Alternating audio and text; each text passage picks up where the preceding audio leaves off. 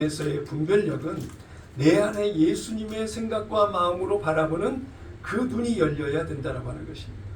그래서 오늘 내가 주어진 환경을 바라보는 모든 시각적인 인식이 예수님의 생각과 말씀으로 분별하는 그 눈의 인식이 반드시 우리 안에 있어야 된다고 하는 것입니다. 눈으로 보여지고 그냥 육신의 생각과 마음으로 들어오는 환경에 경험적으로 느껴지는 시각으로 보여지는 시대가 아니고, 이 시대를 예수님의 눈으로 바라보는 그 인식의 기준이 내 안에 살아있어서 예수님의 생각과 마음으로 결정하고 선택하고 믿음으로 나가는 순종의 모습이 결연한 믿음으로 내 안에 살아 움직이는 모습이 되어야 된다고 하는 것입니다. 지난 2주까지 2회에 걸쳐 설교한 내용을 기억해 보면 분별을 흐리게 하는 마귀의 전략과 전술이 우리의 눈을 가리고 생각을 마비시키고 평소에 육신의 생각과 마음으로 살았던 행동 패턴에 내가 길들여진 모습으로 가는 그러한 삶에서 벗어나야 된다라고 말씀을 드렸습니다. 오늘 본문 사도행전 5장 1절로 12절까지의 말씀은 그 분별의 눈의 한 중심에 역사하는 힘의 능력, 영향력이 있는데, 그것은 바로 성령의 역사하심이라고 하는 것입니다. 오늘 본문에 나와 있는 아나니아와 삽비라라고 하는 이 부부는 예수님의 제자들, 사도들의 가르침 따라 믿음으로 살려고 했던 사람이었습니다. 만약 그렇지 않았다라고 한다면 자신의 밭을 팔아서 그 예물로 사도들의 발 앞에 내어놓는 생각까지도 할 수가 없었을 것입니다. 오늘 본문은 사도행전 5장이지만 앞에 전장인 4장으로 넘어가면 교회에 함께하고 있는 사람들이 가난한 사람이 없었답니다. 그것은 재산이 전부 다 풍성한 사람만 예수를 믿는다는 것이 아니라 어렵고 힘든 사람들도 있었는데 자기의 소유들을 팔아서 교회에 가지고 와서 그 소유를 같이 필요에 따라서 함께 나누었기 때문에 부족함이 없었고 가난한 자가 없었다라고 사도행전 4장에 나와 있습니다. 4장 마지막 절 쪽에 가보게 되면 바나바라고 하는 사람이 있었습니다. 바나바라고 하는 사람도 자기 밭을 팔아서 그 소유를 제자들의 발 앞에 내어놓는 일이 있었다라고 하는 것입니다. 강요된 것도 아니고 그것도 자원에서 원하는 선택으로 내어놓는 예물이었다고 한다면, 아나니아와 이 삽비라라고 하는 부부도 밭을 팔아서 하나님 앞에, 교회 앞에 내어놓는 그 순종의 일이 왜 문제가 돼서 이렇게 죽음을 맞이할 수밖에 없었나? 그 핵심은 3절에 보니까 사단이 내 마음에 가득하여 내가 성령을 속이고 라고 베드로의 지적이 나옵니다. 또 아나니아의 부인 삽비라의 내용의 말을 베드로가 또 한 말을 보게 되면 9절에 보니까 주의 영을 시험하려 하느냐라고 이야기하고 있습니다. 마지막 시대를 살아가고 있는 우리가 분별의 영으로 시대를 바라보는 그 시각의 가장 큰 중심에 성령의 역사하심이 내 안에서 어떻게 작용하시고 그 작용하시는 영향력에 내가 믿음으로 반응하느냐라고 하는 그것은 분별의 시대를 살아가고 있는 우리에게 너무나도 중요한 지적이라고 하는 것을 여러분 잊지 않아야 되겠습니다. 사도들 앞에 성령의 역사하심에 따라 함께했던 그의 제자들, 죽음을 맞이하기까지 성령을 회방하고 성령을 속이고 성령을 시험하려 들려고 하는 자의 그 결과가 인생의 죽음이었다라고 한다면, 우리가 새 언약 생명의 성령의 법 안에서 사는 은혜 안에 누리고 있는 오늘의 삶을 살 때에 수많은 시행착오를 겪으면서 성령과 가까이 해야 되는 삶임에도 불구하고 그러지 못했던 우여곡절과 시행착오를 겪으면서 걸어온 많은 시간들이 우리 안에 있었다는 것을 우리는 인정할 수 있을 것입니다. 은혜의 시대를 살아가면서 아나니아와 삽비라가 성령을 시험하고 성령을 속이려 했던 그 결과가 인생의 죽음으로 왔던 그런 것처럼 아나니아와 삽비라를 닮아가는 모습이 아니라 오직 사장에 나와 있는 성령을 따라 행했던 바나바처럼 온전히 성령의 가르치심에 민감하고 성령과 반응하며 믿음으로 나가는 거룩한 꿈의 교회 성도 여러분 다 되시기를 바랍니다.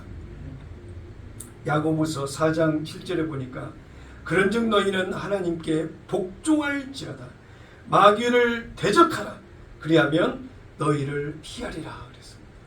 자, 분별의 시대를 살아가고 있는 우리에게 오늘 설교에서 강조하는 바는 나를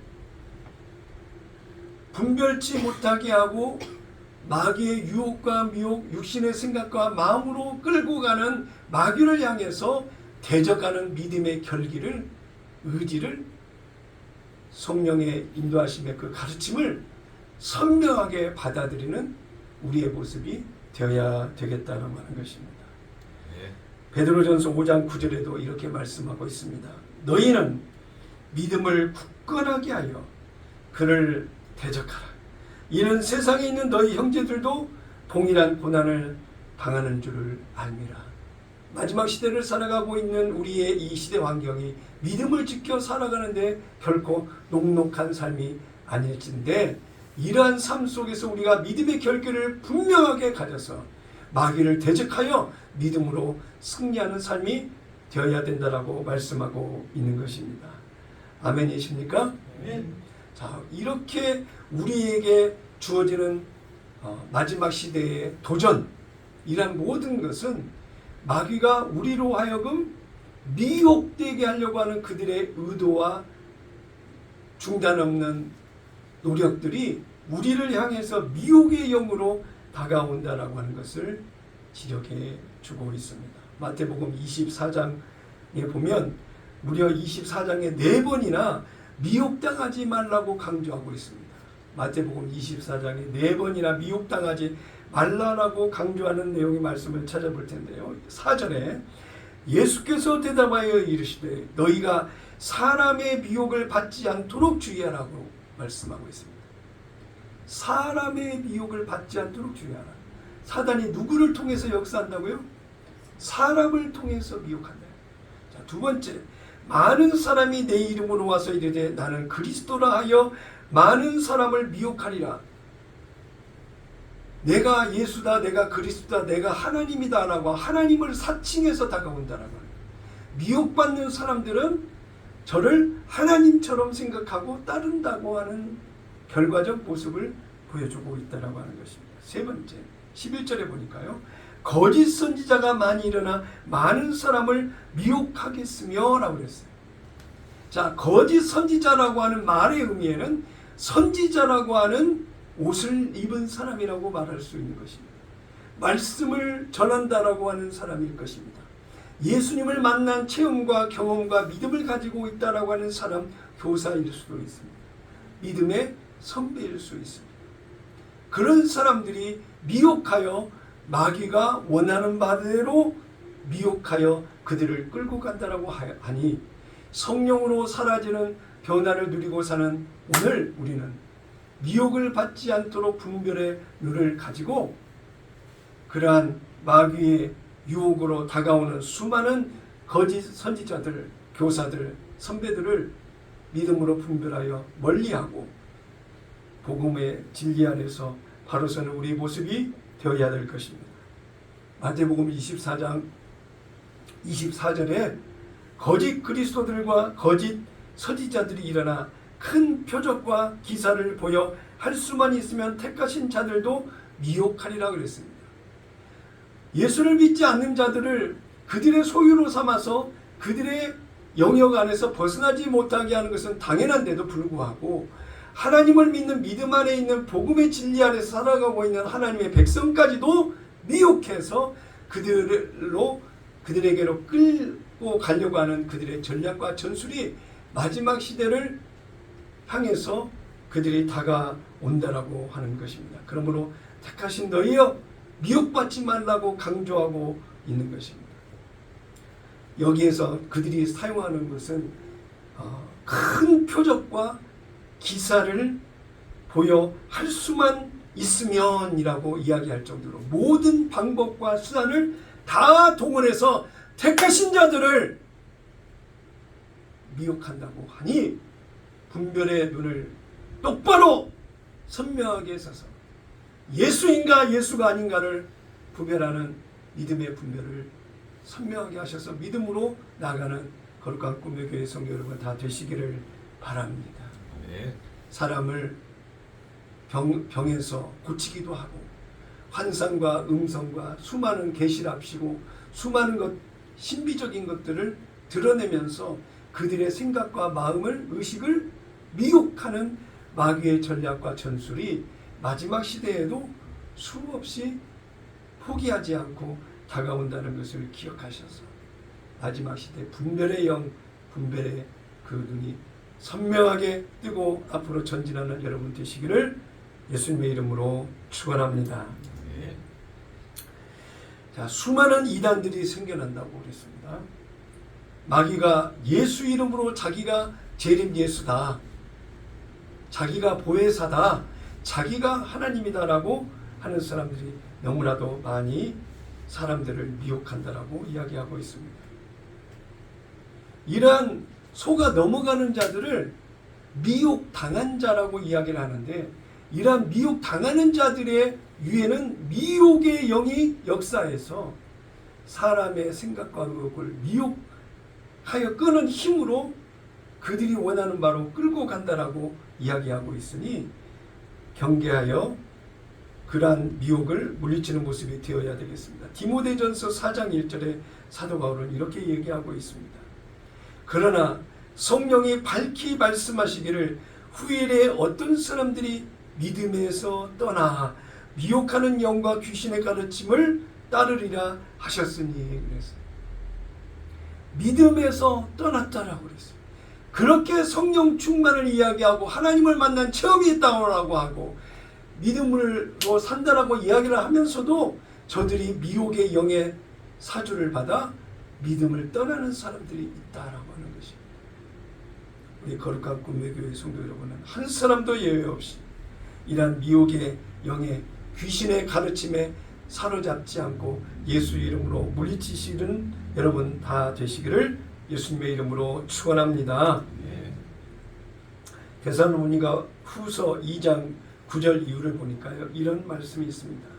자, 악한 자의 나타남은 사탄의 활동을 따라 모든 능력과 표적과 거짓 기적과 불의의 모든 속임으로 멸망하는 자들에게 있으리니,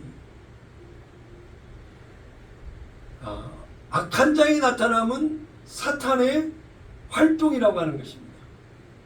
그 사탄의 활동으로 인해서 나타나는 모든 것은 능력도 표적도 거짓 기적도 불의의 모든 속임도 이 멸망하는 자들에게 나타나게 된다라고 하는 것입니다.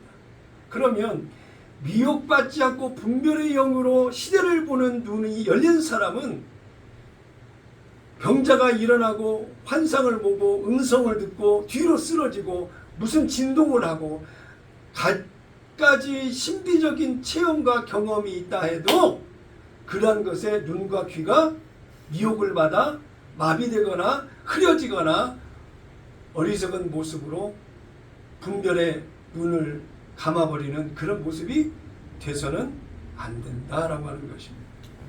왜냐하면 그것은 악한 자 사단의 활동으로 보여지는 것일 수도 있기 때문에 이것이 예수 안에 일어난 것인지 성령께서 일으키시는 역사하신지를 분별하는 분별의 눈을 가지고 바라봐야 된다라고 하는 것입니다. 데살로니가 후서 2장 10절에 불의의 모든 속임으로 멸망하는 자들에게 있으니 이는 그들이 진리의 사랑을 받지 아니하여 구원함을 받지 못함이라.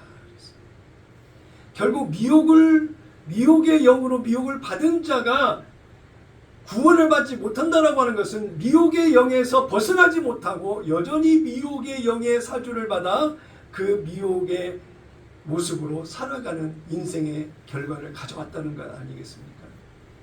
이렇게 미혹의 영에 사로잡힌 자들이 이 시대를 같이 살아가고 있다라고 하네요. 교회에도 그러한 미혹의 영에 사로잡힌 자가 함께 복음을 듣고 알곡과 가라지가 같이 자라는 것과 같이 교회라고 하는 복음이 전해지는 하나님의 말씀이 전해지는 자리에 알곡의 생명과 가라지의 생명이 함께 자라는 그런 결과를 보게 된다라고 하는 것입니다. 데살로니가후서 2장 11절 이러므로 하나님이 미혹의 역사를 그들에게 보내사 거짓 것을 믿게 하심은 진리를 믿지 않고 불의를 좋아하는 모든 자들로 하여금 심판을 받게 하려 하심이라 그랬어요. 이미 기승전결을 다 아시는 하나님이신데 그 결과가 불의로 구원을 받지 못하는 자의 모습으로 되는 그들의 안으로 들어가 보면 진리를 믿지 않고 불의를 좋아하지 않는 그들의 상태를 볼 수가 있다라고 하는 것입니다. 그러므로 우리가 한 입을 가지고 진리를 말하고 거룩을 말하고 하나님의 의 사랑을 이야기한다 할지라도 그 안에 그것이 아닌 마귀의 사주를 받아서 마귀 사단의 활동으로 이루어지는 정죄하고 심판하고 미워하고 저주하고 갖가지 음란과 더러운 것과 추한 것과 거짓된 것들을 말하는 그런 속성들이 보이게 되거든요. 분별해서 하나님의 속한 자인지 속하지 아니한지를 분별하는 분별의 눈이 열리는 여러분 다 되어야 되겠습니다. 네. 디모데전서 6장 10절에 보면 돈을 사랑함이 일만하게 뿌리가 되나니 이것을 탐내는 자들은 미혹을 받아 믿음에서 떠나 많은 근심으로써 자기를 찔렀도다라고 말씀하고 있습니다. 미혹을 받은 자는 자충수를 두는 거예요. 반드시 미혹받아 그걸로 끝난 것이 아니라 미혹받은 그 결과를 반드시 당하게 된다라고 하는 것입니다. 그러므로 오늘 결과적으로 믿음을 떠나서 내가 하나님 책망받을 만한 자리에 있다라고 한다면 이 결과적인 환경에서 그 출발이 어디에서 시작됐는지를 돌아보고 그러한 환경을 멀리하고 가까이 다가가지 않고 다시 반복되지 않는 믿음의 모습으로 자신을 지켜 세워야 된다는 것을 잊지 마시기를 바랍니다. 히브리서 3장 10절에 그러므로 내가 이 세대에 노하여 이르기를 그들이 항상 마음이 미혹되어 내 길을 알지 못하는도다 하였고 그랬어요.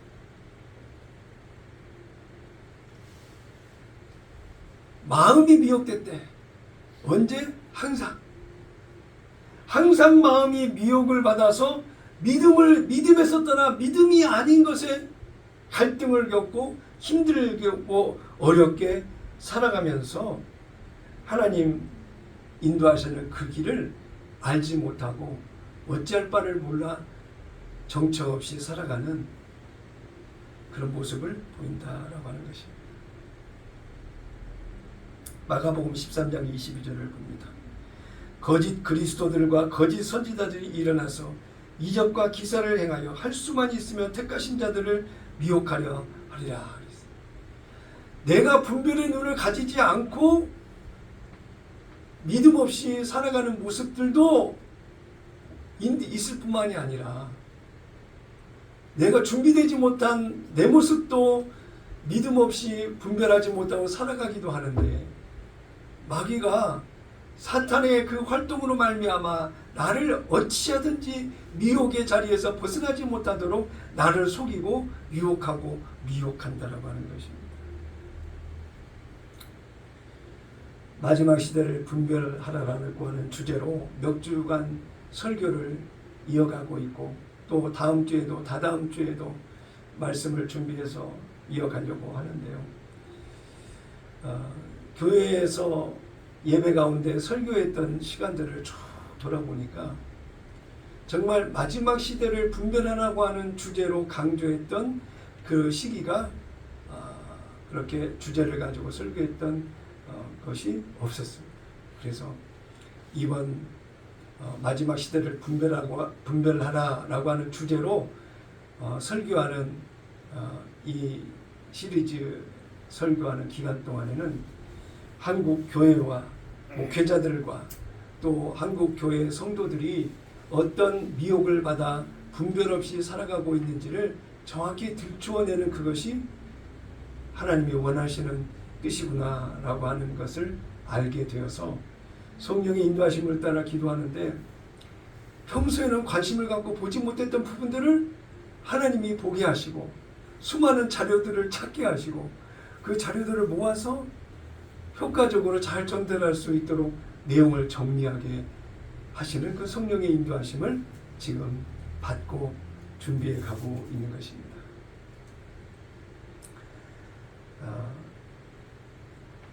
이제 마지막 시대를 분별하라고 하는 주제로 설교를 이어가면서 지난주까지 이단 사설에 대한 내용들을 쭉 공부하는 시간을 좀 가졌는데요.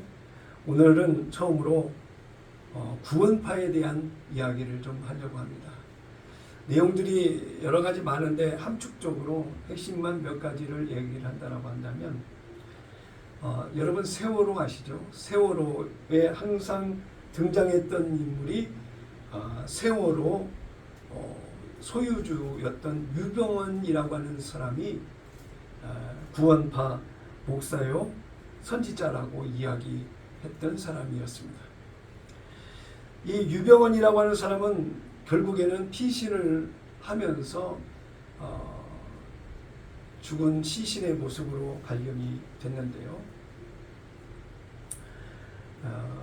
구원파는 영지주의에 맞춰서 육신의 모습은 죄를 지을 수밖에 없는 육신이고 영은 하나님을 믿는 믿음 안에서 구원받은 한 번 구원은 영원한 구원이다라고 강조하는 구원파예요. 그래서 몇월 며칠 날 언제 내가 구원을 받았는지 그 구원받은 시점이 중요한 거고 이 구원파의 모습에서는 다시는 회개할 필요가 없다라고 강조하는 그런 구원파인 것입니다. 그것으로 인해서 오는 그들의 거룩성이 용서받은 의인으로 살아간다라고 해서 죄를 짓지 않느냐? 아닙니다. 그들도 역시 죄를 지어가면서 회개할 필요가 없다라고 하니 이중적인 이해 충돌이 생기는 그런 교파로 이단이라고 한국교회에서는 판단을 하고 있는데요. 그 위세가 대단해서 탤런트 전향자라고 하는 배우 아시죠? 이 사진 보시면 전향자와 여러분 잘 아시는 박진영 가수 박진영까지도 이 구원파의 영향력 안에 들어와 있습니다. 전향자라고 하는 이 배우는 권신찬의 그 구원파의 창시자인 권신찬 목사의 둘째 아들 권오균이라고 하는 사람과 2009년도에 재혼을 했습니다. 그때 참 재혼한 당시에 기독교계에서 많은 말들이 있었는데요. 어쨌든 유병원의 처남댁이 되어 있는 전형자의 모습을 알게 됐고요. 생각지 않게 유병원의 조카 사이가 된 박진영의 모습은 유병원의 조카와 결혼을 해서 재혼을 해서 지금 살아가고 있는데 구원파 교리를 그대로 답습해서 성경 공부를 가르치고 있습니다. 박진영의 연예인으로서의 그 영향력이 대단하다 보니 그 성경 공부에 참석하는 연예인들도 굉장히 많고 그의 잘못된 성경 공부로 인해서 많은 무리들이 미혹을 받고 있다라고 하는 것입니다. 그래서 여러분 이 구원파라고 하는 이 구원파가 소속된 교파가 침례교단인데요. 침례교라고 해서 다 구원파가 아니라 오직 정통 교단은 기독교 한국 침례회만이 정통 침례교 교단이고, 이단 교단이라고 한다면 기독교 복음 침례회, 예수교 복음 침례회라고 이야기하고 있는 교단은 다 구원파에 소속된 교단이라고 하는 것을 기억하시기를 바랍니다. 결론, 미혹을 받는 자는 사단에 의해서 미혹을 받는 것이니 그 끝의 결과는 하나님의 심판이요 멸망이라고 하는 것을 기억하셔서 구원파와 경계를 두시고 멀리하시기를 바랍니다. 다음 이단자 중에 한 사람은 신옥주 목사라고 하는 사람입니다. 이 사람의 특이점은 타작마당이라고 해가지고 죄를 지으면 심지어 부부간에, 부모와 자식간에 타작마당이라고 하는 곳에라고 믿음으로 설정을 해서 거기에서 서로를 때리는 거예요. 이 유튜브 영상으로 이 신옥주 목사가 이끌고 있는 세계로 교회라고 하는 그 내용을 그 전에 여러분 기억하실지 모르겠지만, 자기의 동성애라든지 음행이라든지 많은 죄를 지었던 것을 스스로 고백하는 그런 동영상을 만들었던 것을 여러분 보신 기억이 있는지는 모르겠습니다만, 이 교회에서는 서로 정죄하고 판단하고 율법적인 가르침이 외부적인 육신의 다그침을 통해서 바꾸고 고치고 세울 수 있다라고 이야기하면서 그들만의 그 모습으로 살아가고 있습니다. 한국에서 이단이라고 하는 지적이 강해지다 보니 피지라고 하는 예수님의 재림 때 구원을 받을 곳으로 가야 된다라고 하면서 피지로 가서 땅을 사고 거기에서 정착을 하고, 또 정치적으로 피지에 있는 그 피지 정부의 관계자들하고 교류를 갖고 경제적으로 투자를 해서 주유소도 5개나 가지고 있고, 또 갖가지 병원이라든지 큰 식당을 세워서 피지 안에서의 이 신옥주 목사가 이끌고 있는 그런 그 세력들이 굉장히 큰 힘을 발휘하고 있다고 하는 것입니다. 자, 피지로 갔어요. 신옥주라고 하는 사람은. 그 다음 이단이라고 볼 수 있는 것이 여기 구로에 있는 만민중앙교회 이재록 목사라고 하는 사람이 있었습니다. 지금은 고인이 됐는데요. 가장 특이점은 신비적으로 이 이재록 목사를 하느님처럼 형상화시켰어요. 그래서 예배 도중에 무슨 무지개가 떴습니다라고 이야기를 하거나 천사가 와서 지금 이 이재록 목사를 둘러쓰고 있다고 이야기하고 있고, 여러분 환상이 보이십니까? 음성이 들리십니까? 라고 이야기하면서 예배 도중에 신비적 체험을 이끌어가고 누군가 주도해서 그 분위기나 상황들을 신비적인 공간으로 이끌어가는 노력들이 있습니다. 수많은 사람들이 돈을 투자했고요. 그 안에 세력을 이루어서 이렇게 교회가 크게 부흥을 했었는데요. 지금은 그가 성범죄를 저질러서 감옥에 갇혔었고 16년형이라고 하는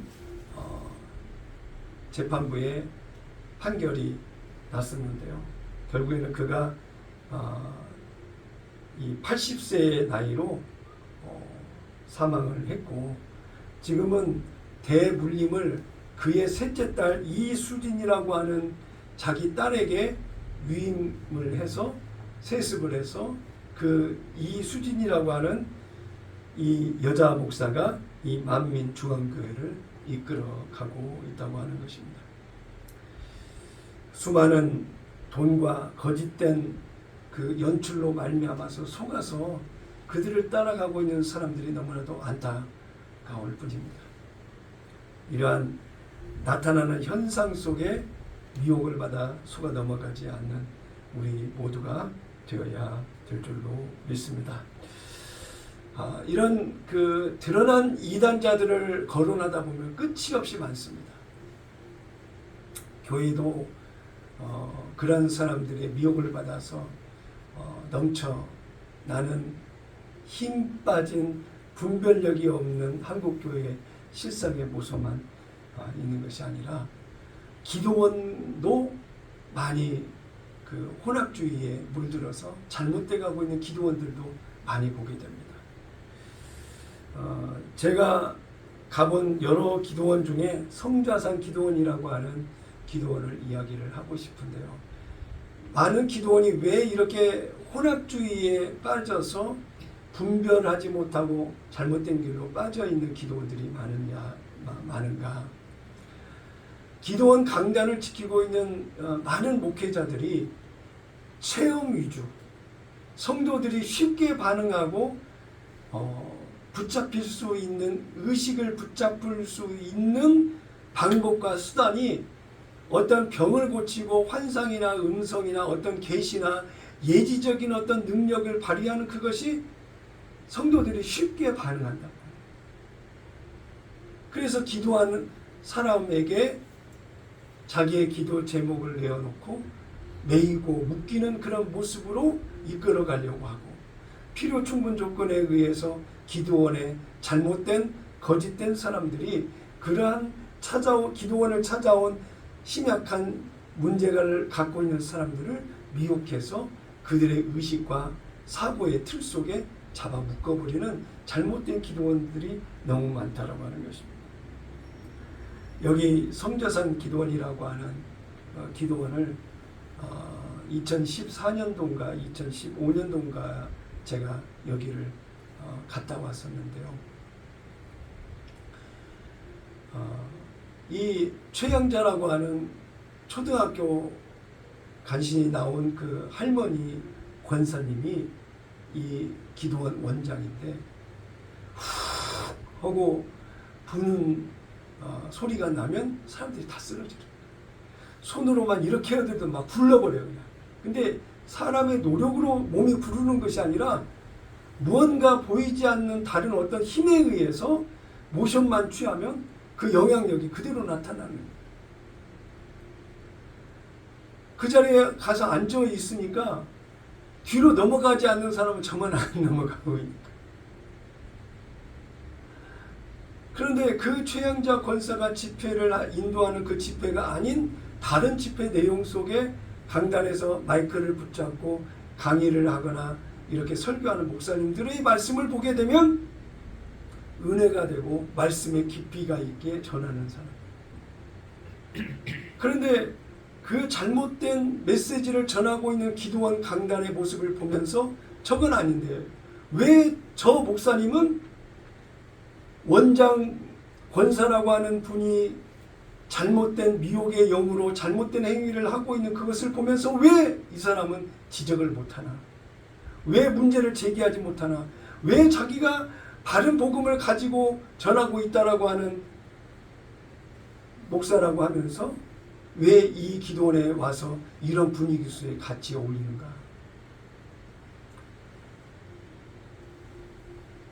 송도에 있는 그 주사랑교회라고 하는 장상길 목사라고 하는 분이었는데, 이 교회가 굉장히 크고 성도들이 많이 출석하는 쉽게 얘기해서 정통 교단의 목사라고 하는 분이었어요. 왜 이분이 그렇게 말씀도 깊이 풀어가고 가르치는 분이 왜 그 최양자 권사한테는 잘못된 부분들을 지적하지를 못하고 이렇게 매주마다 기도원에 와서 집회를 인도합니다. 명예가 무엇이길래, 돈이 무엇이길래. 결국 이 기도원에서는 한국 교회의 유명한 목사님들 초청을 하는 거예요. 큰 교회, 큰 목사님들을 초청해서 기도원 집회를 인도해 주세요 하고 사례비를 드립니다. 사례비를 주니 큰 교회 큰 목사님들은 이 기도원에 와서 설교하면서 집회를 인도하는 기간 동안 받고 얻고 누리고 이 하나님께서 주시는 그 은혜가 자기를 주의 종으로서 하나님께서 이 기도원 강단을 세우셨다라고 하면서 그 집회 기간 동안 성공적인 목회의 한 단면을 스스로 보이면서 기도원 집회를 인도하시더라고요. 핵심과 본질은 미혹의 모습의 자리에 세워진 기도원이었는데도 불구하고 국민일보 신문 광고라든지 대외적으로 홍보하고 하는 모든 그런 자료나 내용 속에 보면 이미 복음주의 입장에서 큰 교회 큰 목사님, 검증된 목사님을 모셔서 집회를 한 기도원이라고 하는 이미지로 탈색을 해서 포장해서 이미지가 만들어지는 그런 기도원이다 보니까 사람들이 분별하지 못하고 그 기도원에 가서 그런 영향력을 가지고 천국 지옥이라고 하는 대언과 방언 통변이라고 하는 것과 또 이 입신에 들어가서 나타나는 여러 가지 현상들을 이야기하면서 말 그대로 하나님의 임재가 이 성자산 기도원에 있다라고 강조하면서 그들을 미혹해서 이끌어가는 모습을 보게 되었습니다.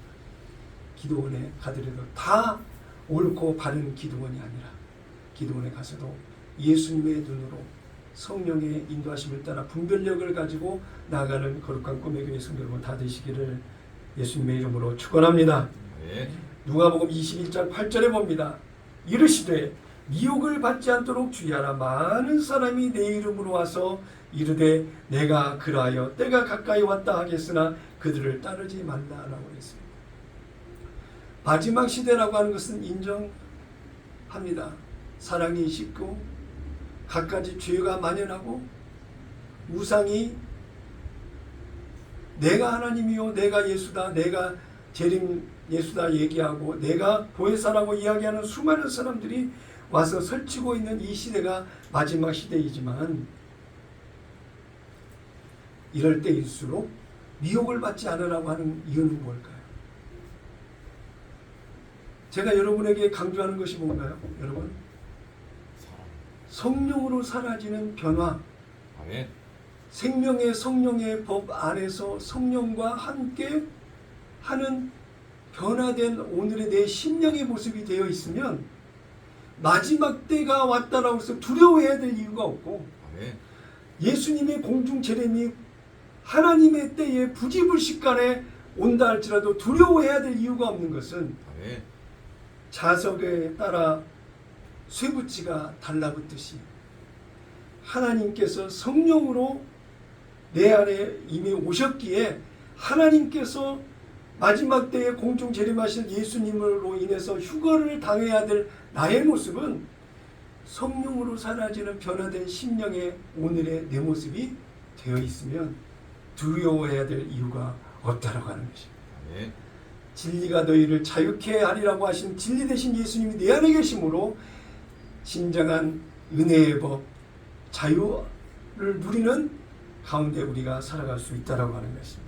네. 사도행전 1장 10절에 보니까 올라가실 때에 제자들이 자세히 하늘을 쳐다보고 있는데 흰옷 입은 두 사람이 그들 곁에 서서 이르되 갈릴리 사람들아 어찌하여 서서 하늘을 쳐다보느냐 너희 가운데서 하늘로 올려지신 이 예수는 하늘로 가심을 본 그대로 오시리라 하였느니라고 말씀하셨어요.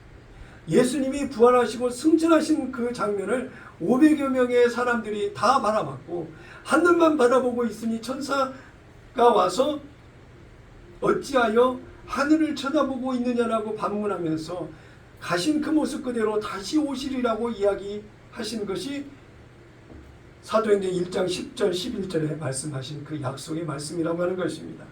마태복음 24장 35절에 이후에는 이렇게 말씀하고 있습니다. 천지는 없어질지언정 내 말은 없어지지 아니하리라. 그러나 그날과 그때는 아무도 모르나니 하늘의 천사도 아들도 모르고 오직 아버지만 아시느니라. 노아의 때와 같이 인자의 임함도 그러하리라. 예수님 스스로 내가 임할 때에도 나도 모른다 이거야. 하나님 아버지만 아신다라고 얘기를 했어. 그 시간과 그 때를. 그런데 거룩하다고 기도만이 하면 알 수 있다고 하나님께서 이때 임하시는 예수님의 재림이 임하시는 날이 이 날이라고 이야기하는 세대주의 종말론자들의 미혹이 마지막 시대에 일어난다라고 말하고 있는 것입니다.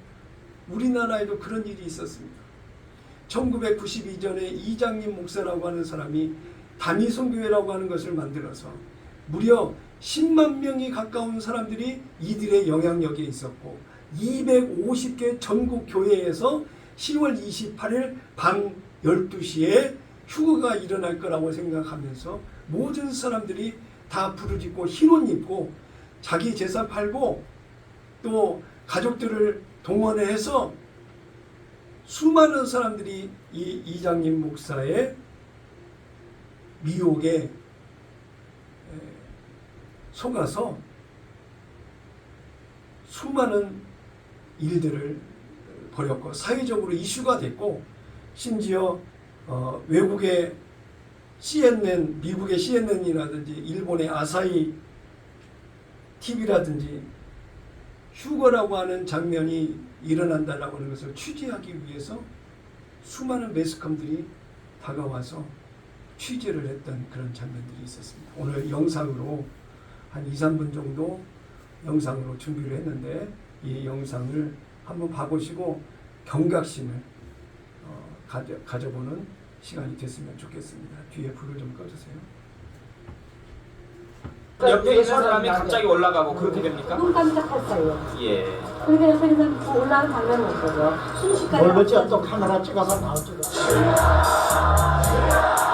우리의 소망은 오직 그거기 때문에 휴거가 일어나면은 그냥 휴거될 걸 믿습니다. 옆에는 몇 살인가요? 예. 몇 살? 7살. 7살. 휴거가 뭔지 알아요? 네. 뭐예요? 예수님 공동체.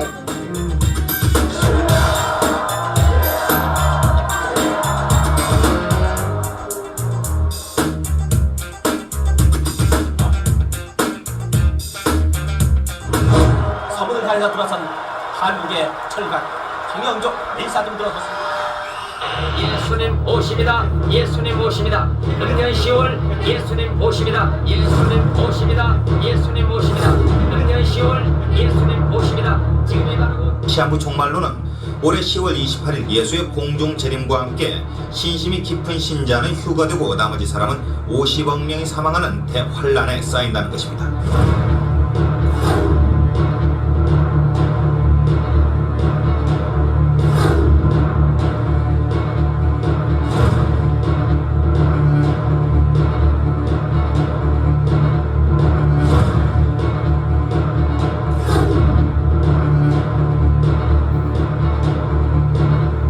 옆에 있는 사람이 갑자기 올라가고 그렇게 됩니까? 네, 지금 영상이 제가 원하는 영상이 아직 이제 제대로 열리질 않았는데요. 수많은 매스컴들이 와서 카메라가 돌아가고 전국에 방송이 다 되었던 장면이었습니다.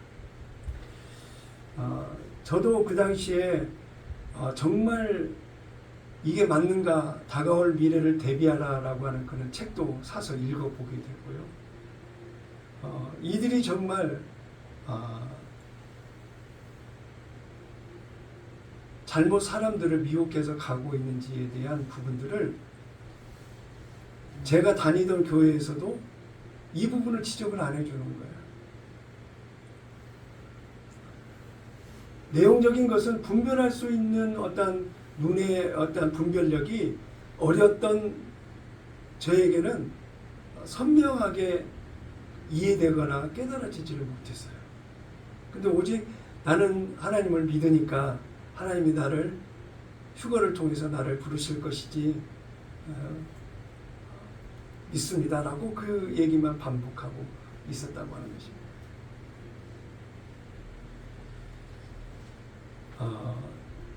나중에 그 방송에 나왔던 내용을 보게 되면 다가올 미래를 대비하라 이 이장님 목사의 가르침을 쫓았던 사람들 중에 재산을 팔아서 헌금을 했고 또 휴거가 되지 않음으로 인해서 자살을 했던 가정이 드러나기도 했고요. 또 임신을 한 임신부가 휴거를 받기 위해서 낙태를 했다라고 하는 그런 잘못된 일들도 있었고요.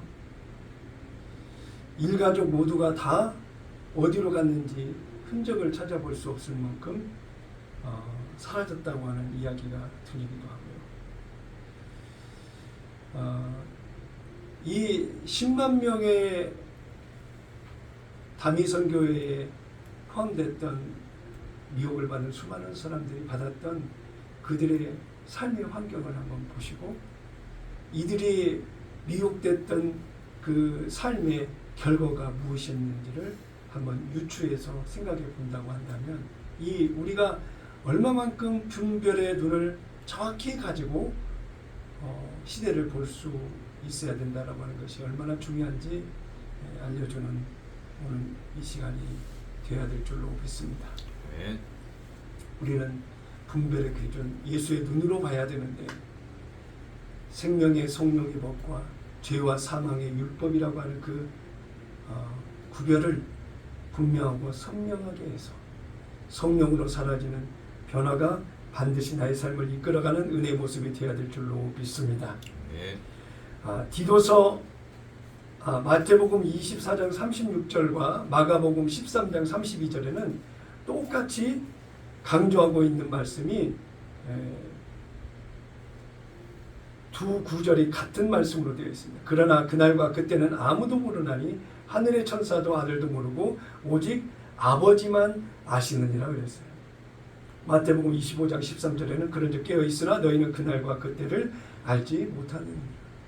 하나님이 너희는 알 수 없다라고 이미 정해진 그 날과 시를 왜 알려고 하며 알았다고 강조해서 사람들을 이끌어 가느냐.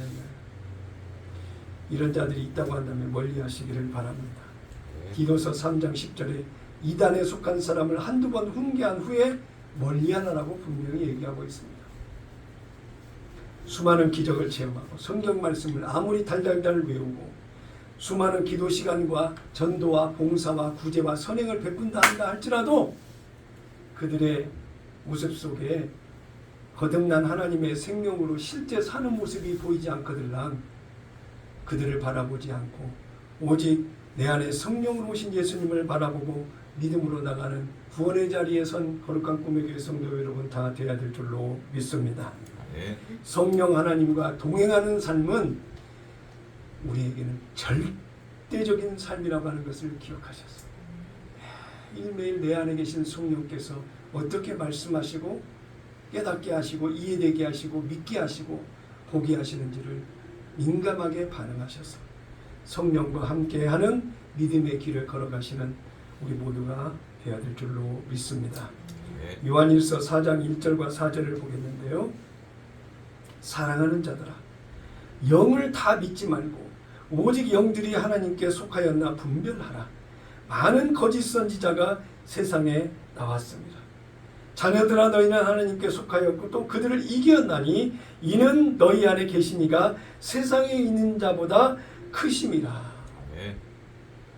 이게 성경이고 이게 하나님의 말씀이라고 한다면 이 말씀이 단 한 가지가 예외적인 것이 될 수 있고 잘못된 것을 인정하는 하나님의 말씀이라고 한다면 어찌 이 말씀을 하나님이라고 할 수가 있겠냐. 하나님의 말씀을 곧 하나님이라고 했는데 그런데 그 말씀이 내 안에 계신 이가 네. 저와 여러분 안에 계신 이가 네. 세상에 있는 자보다 크다. 네. 전능하신 하나님이 내 안에 성령으로 들어와 계신다. 네. 보이는 자리만 자리가 아니라 보이지 않는 내 안에 있는 자리도 하나님이 계시는 자리요. 내 몸을 집으로 여기시고 교회로 여기시고 성전으로 삼으셔서 내 안에 들어와 계신다고 하는 것을 잊지 마시기를 바랍니다. 네. 수많은 교회를 다녀보고 수많은 성공했다라고 하는 그런 목사님을 만나봤었을 때에 마음에 부딪히고 힘들었던 그 부분들은 뭐냐면 그분들과 대화를 하거나 만나게 되면 그분 안에 계시는 예수님을 향한 그 사랑, 하나님을 신뢰하고 믿는 믿음의 모습, 그런 모습이 그분의 말과 대화와 표정과 환경 속에 그게 느껴지고 알아져야 되는데 그 큰 목사님, TV에 나오는 그런 목사님을 만나고 대화를 나누고 가면 갈수록 이상하게 그분에게는 예수님이 느껴지지 못하고 그 향기와 그 은혜가 와 닿지를 않고 어떻게 부귀영화, 출세, 성공, 명예나 어떠한 맛있고 멋있고 재미있고 좋은 일들만 그분의 삶 속에 크게 제게 다가오는지 쉬운 얘기로 하나님의 거룩을 느끼기가 어렵더라고요. 그런 모습에서 그가 강단에서 서서 얘기하고 있는 복음이라고 하는 그런 말씀이 얼마만큼 감동으로 오는 실제적 변화된 삶을 살아가고 있는지 의문이 들 정도의 모습이었다고 하는 것입니다. 그런 걸 보면서 참 마태복음 7장 21절 이후의 말씀이 참 도전으로 제게 다가왔습니다. 나더러 주여 주여 하는 자마다 다 천국에 들어갈 것이 아니요 다만 하늘에 계신 내 아버지의 뜻대로 행하는 자라야 들어가리라. 그날에 많은 사람이 나더러 이르되 주여 주여 우리가 주의 이름으로 선지자 노릇하며 주의 이름으로 귀신을 쫓아내며 주의 이름으로 많은 권능을 행하지 아니하였나이까 하리니 그때에 내가 그들에게 밝히 말하되 내가 너희를 도무지 이해하지 못하니 불법을 행하는 자들아 내게서 떠나가라 하리라. 네. 복음을 안다고 복음을 믿으라고 하면서 실제 자신의 삶은 이 자기의 자기가 주인된 모습에서 자기 율법을 가지고 지키라고 이야기하고 있는 종교적 리더십, 거짓 선지자의 모습으로 살아가면서 자신이 거짓 선지자인지를 알지 못하는 거예요. 자기가 율법 안에 죄의 근원적인 문제를 하나님이 예수님으로 말미암아 해결해 주었다라고 말하고 전하고 가르치면서도 실제 자기는 죄의 문제를 해결하지 못하고 율법 안에 스스로 자기가 지키려고 하고 지키라고 강조하면서 율법에 매인 거짓 선지자의 모습으로 살아가는 사람들을 보게 되었다라고 하는 것입니다. 요한복음 10장 12절에 보면 싹구는 목자가 아니요 양도 제 양이 아니라 이리가 오는 것을 보면 양을 버리고 달아나나니 이리가 양을 물어가고 또 해치느니라고 그랬어요. 자, 미혹의 영으로 미혹하는 자 누구의 사주를 받는 거예요? 사단이요 마귀의 사주를 받는 거예요.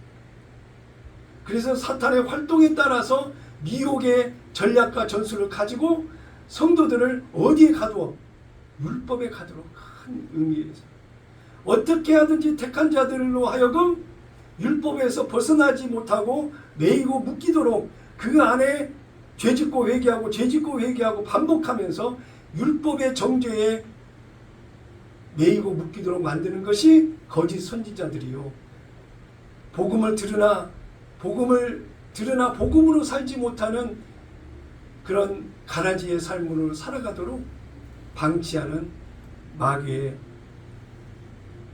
소유된 백성들, 미혹하는 거짓 선지자의 모습이라고 하는 것입니다.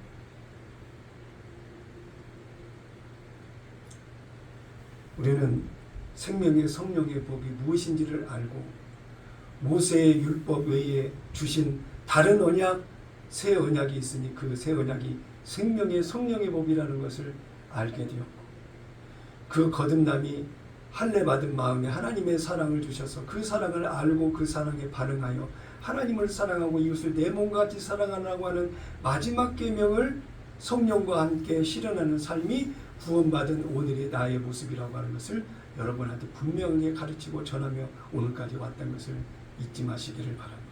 네. 마태복음 13장 52절에 예수님이 하신 말씀 다 같이 기억하시기를 바랍니다. 한 목소리로 같이 읽겠습니다. 예수께서 이르시되 그러므로 천국의 제자된 서기관마다 마치 새 것과 옛 것을 그 곳간에서 내오는 집주인과 같으니라. 분별의 영을 가지고 바라보시는 수많은 선지자들, 말씀을 전하는 설교자들, 목사들을 바라보면서 이렇게 복음이 무엇인지를 알고 새 언약의 생명의 성령의 법 안에 있는 은혜의 말씀으로 인도하는 종인지를 분별해서 바라볼 줄 아는 여러분 다 되시기를 예수님의 이름으로 축원합니다. 그 안에 있어야 용서받은 의인으로 진정한 자유함을 누리는 성도가 되는 것입니다.